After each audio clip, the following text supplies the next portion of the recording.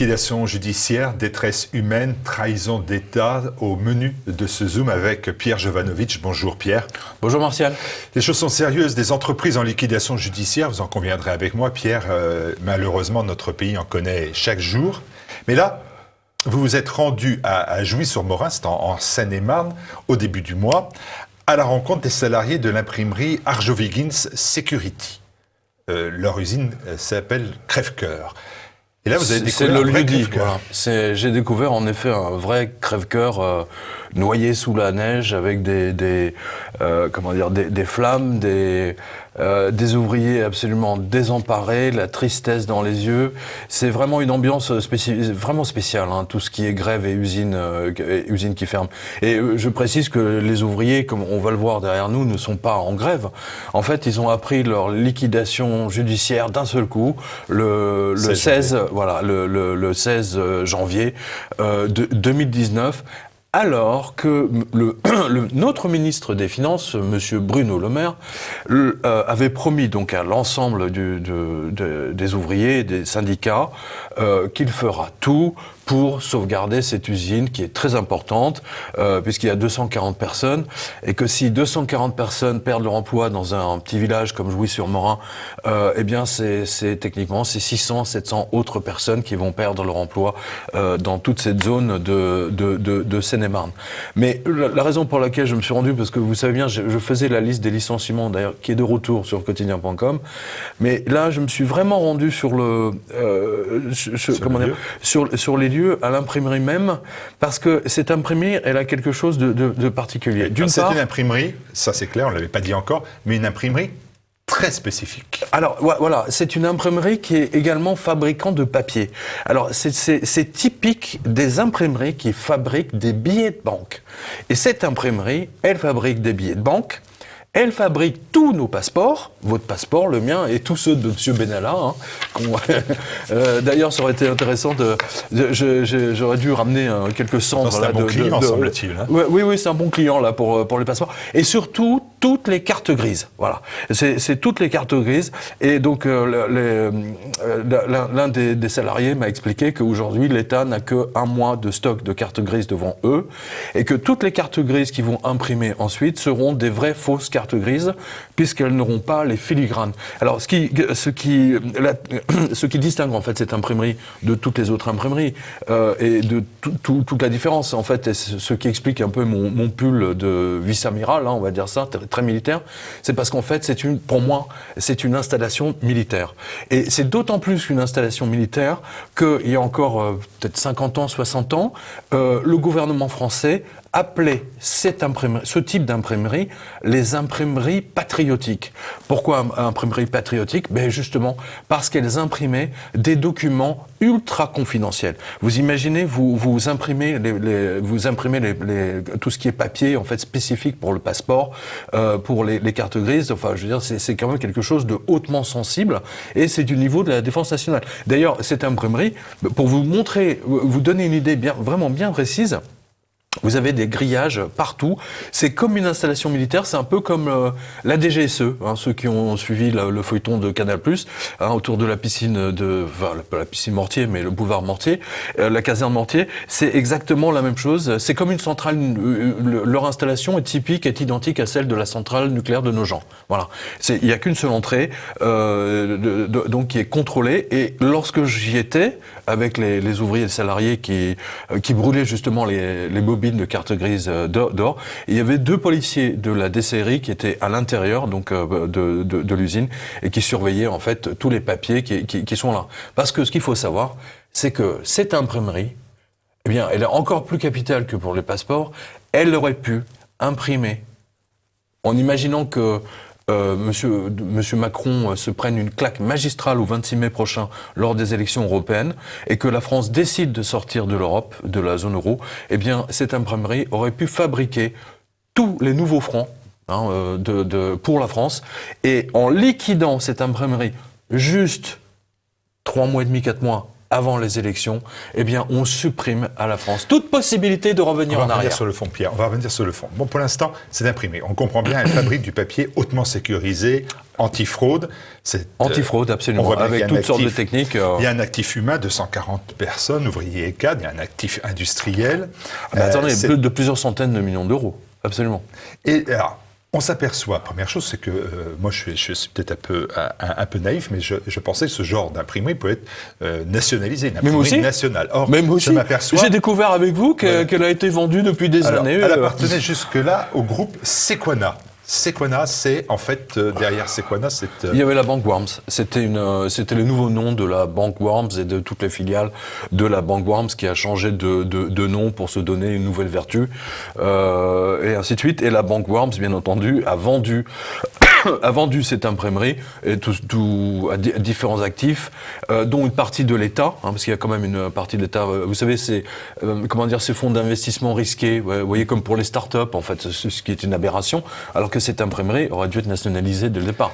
Alors, elle a incarné tout comment simplement. Elle a incarné Elle a été vendue, pardonnez-moi, aux Suisses. C'est un fonds alors, c'est Blue Motion Technologies. Blue Motion, qui devait mettre plusieurs millions d'euros, et bien entendu, qui ne sont jamais arrivés. Et là aussi, justement, j'ai fait ce papier, je pense que vous l'avez vu, mais parce qu'on ne va pas tout lire, mais avec l'aide d'un hedge fund américain, comme c'est curieux, l'État français a sacrifié l'imprimerie alors que le carnet de commandes était plein. Et oui, le carnet de commandes était plein. Plein jusqu'en 2020. Jusqu'en déjà, 2020, pour commencer. voilà.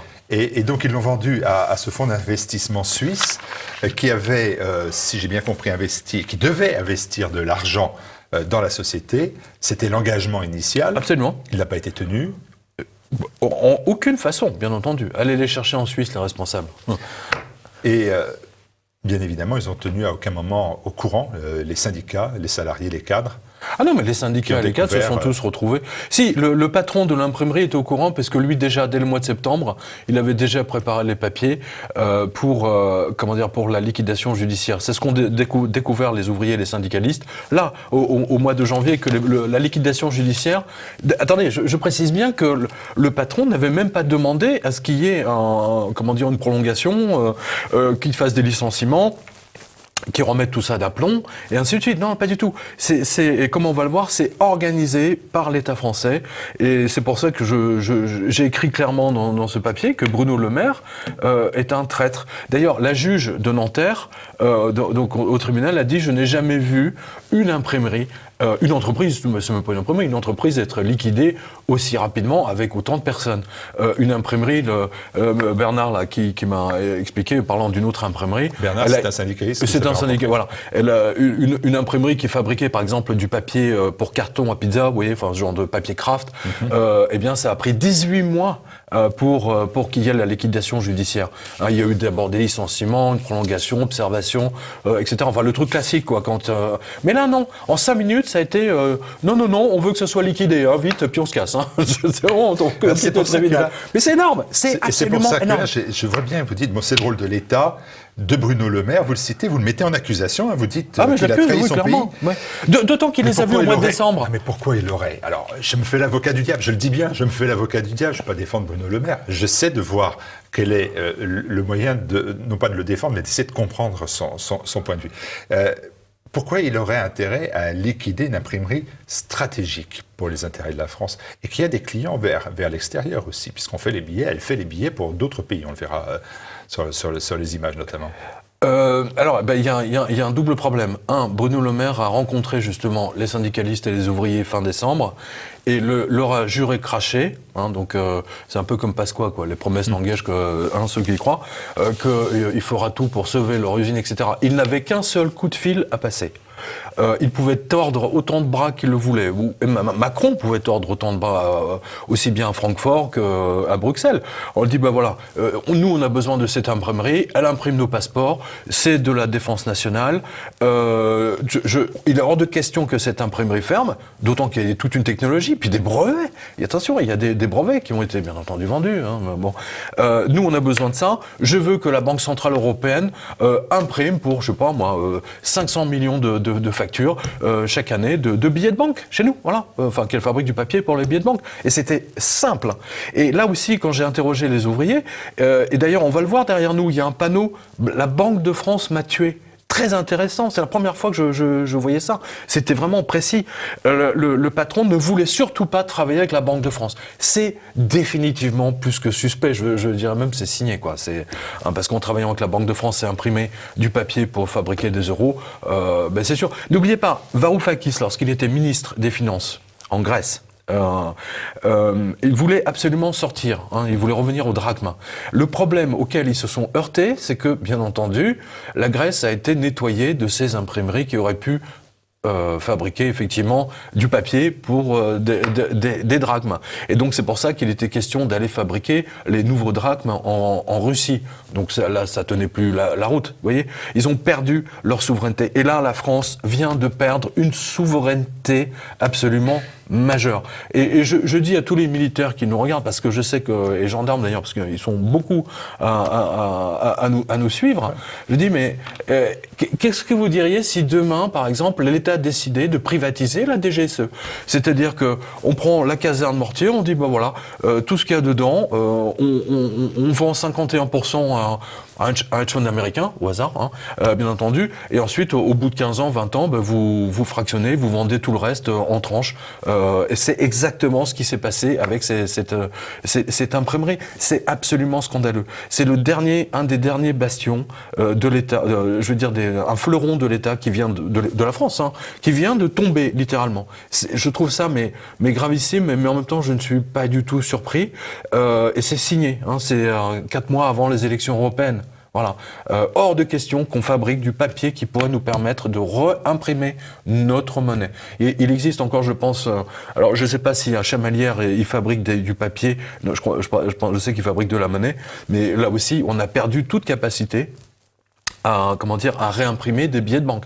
Ce qui est absolument invraisemblable. Et mettez ça en parallèle avec notre incapacité aujourd'hui à fabriquer des armes.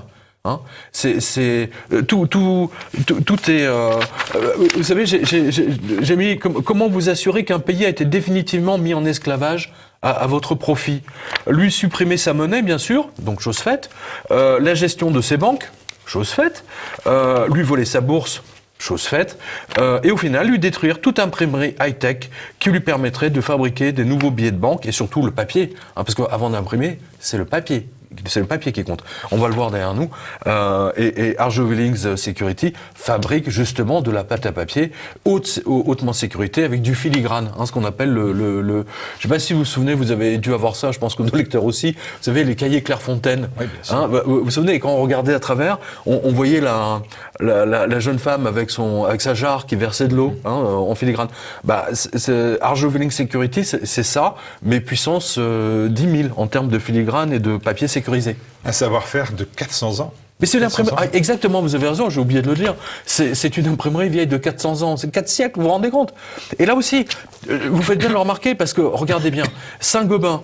Vous savez, Saint-Gobain qui a fabriqué ce verre très particulier, très épais pour la pyramide du Louvre à la demande de Monsieur Pey, qui devait résister à toute forme de pression, etc. C'était vraiment calculé.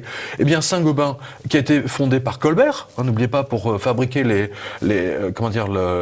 miroirs du château de Versailles pour Louis XIV, a été racheté par les Américains, par un hedge fund américain, comme d'habitude. Voilà. Donc je propose, monsieur le maire, non même pas à notre ministre de la Défense, vendons la DGSE, privatisons-la pendant qu'on y est. Franchement, le feuilleton de Canal+, ça a eu beaucoup de succès, vendons-le un truc de cinéma, un studio de cinéma, Universal, voilà, Sony. Au point où on en est, on n'a qu'à tout vendre, voilà.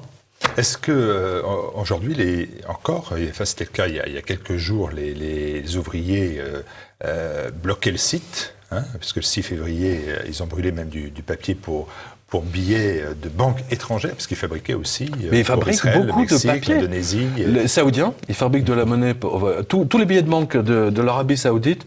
Le papier sort de Arjo Willings Security.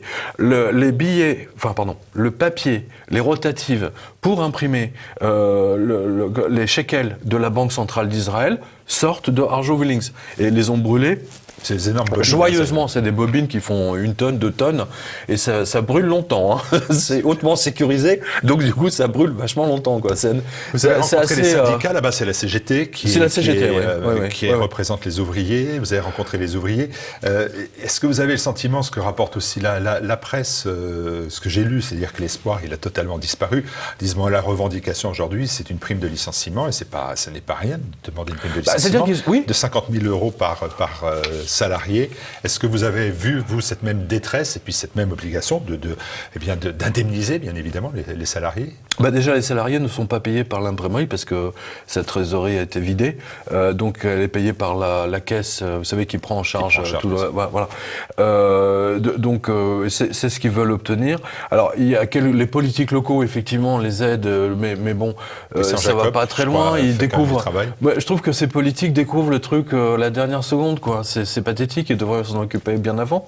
Et je comprends même pas comment cette imprimerie a pu être, vendue à des hedge funds étrangers, qu'ils soient américains, suisses, etc. Je ne comprends pas comment l'État français, mais en même temps, comme on peut plus fabriquer nos propres armes, vous avez vu que les CRS, les gendarmes maintenant sont équipés de mitraillettes allemandes.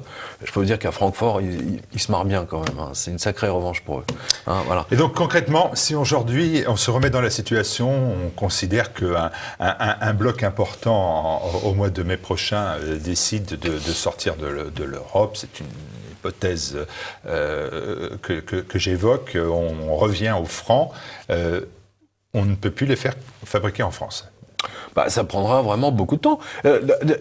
Vous savez, cette usine, alors je connais pas le prix de l'usine, mais on va dire grosso modo avec toutes les imprimeries high-tech, le savoir-faire, je sais pas, on va estimer ça à 200 ou 300 millions d'euros.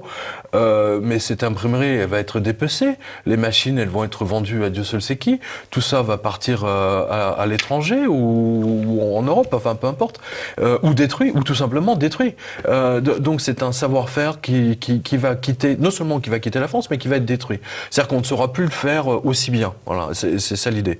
Et je vois bien, si vous voulez, c'est un jeu de billard à 3 mandes. Vous voyez, la trahison de Bernard Le Maire, la trahison des politiques, la trahison de la Banque Centrale Européenne, parce que même la Banque Centrale Européenne, M. Draghi, à la limite, il aurait vu, tiens, il y a une imprimerie là, qui fabrique de la pâte à papier hautement sécurisée pour les billets de banque. Attends, ça parle un banquier, ça, le papier. Hein. Vous savez, le papier qui craque là, à l'oreille.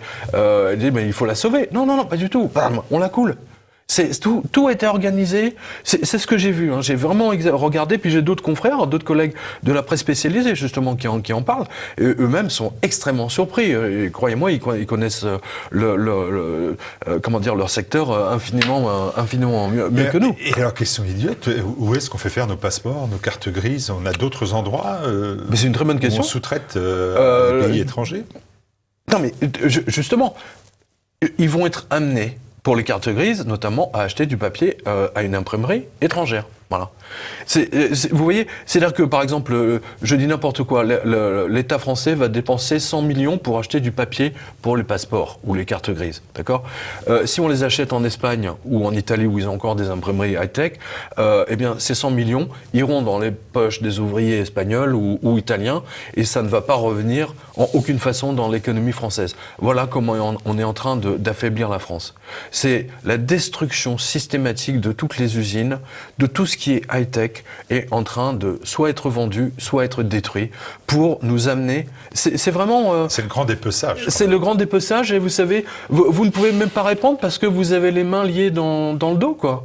Je veux dire, nos ministres n'ont aucun pouvoir, Macron n'a aucun pouvoir, il fait semblant. Aujourd'hui, on agite beaucoup de drapeaux, des affaires Benalla, des machins, des trucs, mais pendant ce temps-là, je trouve que Arjovelings, pour moi, est infiniment plus important que l'affaire Benalla, même si l'affaire Benalla en soi révèle beaucoup de travers de l'Élysée et de ce qui se passe réellement dans le parti politique En Marche. Vous avez repris le décompte des entreprises qui s'effondrent, etc., des licenciements. Vous avez repris j'ai repris cette liste, mais de manière différente, parce qu'elle était extrêmement chronophage. Hein. J'aurais pu ne faire que ça toute la semaine. Hein. Il faut souligner, si vous voulez, que là, tous les ministres de l'économie savent qu'il y a 2 récessions qui vont atteindre la France. Il y en a une qui est en cours et qui va s'accentuer. Au mois de mars, avril, ça va être, vous allez voir encore plus d'entreprises qui vont fermer. Et surtout, vous avez une autre qui va arriver et qui est la résultante de l'explosion de Wall Street de de la fin décembre 2018. Et là, ça va être une récession extrêmement violente. Et pour preuve, regardez, vous avez Audi, par exemple, qui a décidé de virer 12 000 personnes. Si Audi, donc des voitures allemandes avec vraiment un très haut niveau de qualité, si les gens décident de ne plus acheter Audi pour acheter en dessous ou pas acheter du tout, c'est que la récession, si vous voulez, allemande, les Allemands sont déjà touchés. Les Italiens sont déjà touchés par ces récessions. Et je vous dis, il y a une nouvelle récession qui arrive. Elle va arriver a priori au mois... à la mi-mai 2019. Donc c'est pour ça que je dis à tous les patrons de PME, entreprises qui nous regardent, soyez très très prudents dans vos prévisions, parce que là vous savez, c'est comme un 747 qui essaie d'atterrir et qui a des effets de cisaillement de vent. Vous voyez, un manus se met en travers. C'est exactement ça qu'on a. Si je peux faire une analogie météorologie économique, hein. On va dire ça comme ça. Ce qui m'a surpris, c'est que j'ai regardé sur Arjo Higgins la couverture médiatique. Alors il y a des journaux locaux, France 3 local de France, qui ont fait des reportages, mais ils n'ont jamais fait comme vous, c'est-à-dire le pourquoi du comment, pourquoi on en est arrivé là, pourquoi tout ça. Mais pourquoi vous êtes, comment mais vous avez en fait, raison. Ma question, c'est comment vous trouvez, enfin, c'est pas ça que je veux dire, mais plus sérieusement, comment vous avez ressenti ça? Enfin, je veux dire, tout de suite, vous avez vu ça, vous êtes dit potentiellement, il y a une explication. C'est-à-dire que j'ai, comme vous, comme tout le monde, j'ai vu le papier dans le Figaro ou dans le Parisien. Alors une imprimerie qui ferme. Bon, alors des imprimeries qui ferment malheureusement en France depuis 10 ans, j'en ai vu 50. Voilà, c'est ça, on est d'accord. C'était ça ma question. C'était 50 imprimeries qui ont fermé. Mais quand je voyais qu'ils disaient mais c'est pas normal, il faut des passeports, etc. Mais aucun journal ne se garde. Enfin, personne n'osait dire qu'en fait, ils imprimaient des billets de banque. Enfin, le papier pour les billets de banque. Et je me dis, mais attends, les passeports... Attends, mais quand j'étais... j'avais une habilitation confidentielle défense. Donc, j'apportais des parapheurs à signer au général. Mais il y avait des parapheurs auxquels je n'avais pas le droit de toucher parce que je n'avais pas l'habilitation nécessaire. À l'époque, ça s'appelait Ruby ou je ne sais quoi. Bon, peu importe. Mais c'est la même chose pour cette imprimerie. Cette imprimerie, elle est au niveau habilitation, si vous voulez, c'est le truc indispensable. C'est comme les services secrets, c'est indispensable à un État souverain d'avoir son imprimerie qui est complètement sécurisée, où vous pouvez imprimer vos passeports. Vous vous rendez compte qu'on serait obligé d'imprimer les passeports à l'étranger par les Espagnols ou les Italiens, mais on va là. Mais c'est ce qu'ils veulent. C'est ce qu'ils veulent. Intrinsèquement, c'est exactement ce qu'ils veulent. C'est plus de souveraineté du tout. Si vous ne pouvez plus imprimer vos billets de banque, mais je veux dire, moi j'ai toujours dit, si vous voulez, que la mise en esclavage, c'est vous supprimez la monnaie, bien entendu, et surtout vous supprimez les moyens qui vous permettraient d'en fabriquer, hein, si d'un seul coup vous vous révoltez. Et comme vous avez remarqué, il y a une révolte en ce moment, hein, des Gilets jaunes, il y a une révolte en France qui gronde, etc. Donc là, il était vital d'exécuter cette imprimerie le plus rapidement possible. C'est une affaire d'État, et monsieur Bruno Le Maire a du sang sur les mains. Social, hein, j'entends, hein, je veux pas... Non, mais ils sont beaucoup de politiques à avoir du sang sur les mains, mais là, je trouve que le ministre de l'économie, là, les lâcher en race campagne comme ça, en plus, bon, ils sont à crève-cœur, ça s'invente pas, les pauvres. Hein, Non, mais moi, ça leur crève le cœur d'une imprimerie de 400 ans. Vous imaginez le savoir-faire? C'est comme les porcelaines de Limoges. C'est tout un tas de choses comme ça qui disparaissent. C'est pas normal. C'est le patrimoine. Vous êtes journaliste, vous êtes écrivain, vous êtes lanceur d'alerte maintenant. Finalement. Ah non, je déteste ce terme de lanceur d'alerte. Je sais, vous n'aimez pas, mais c'est pas mal. C'est ça quand même là, vous lancez l'alerte. Regardez ici, vous expliquez sur c'est même pas une alerte, c'est un constat là. Oui, mais enfin, personne n'en parle nulle part. Ouais. Mais non, mais parce qu'ils ne savent même pas de quoi ils parlent. Ils ne savent même pas de quoi ils parlent. Pour eux, c'est juste une imprimerie ou une PME comme une autre, malheureusement. Pour moi, c'est une affaire de défense nationale. Supprimer cette imprimerie, la lâcher, c'est autant privatiser la DGSE, autant faire visite porte ouverte à Ballard sur le ministère de la Défense. Hein. On n'a qu'à balancer tous nos secrets par la fenêtre. Hein.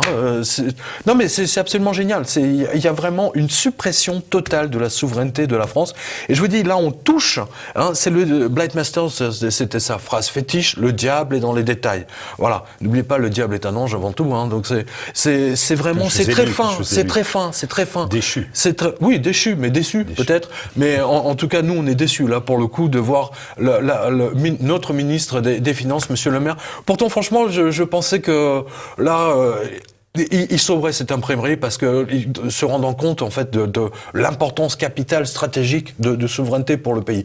Ben non, il leur a craché dessus. Voilà. Il leur a donné sa parole qu'ils ne feront pas faillite, qu'ils ne seraient pas liquidés.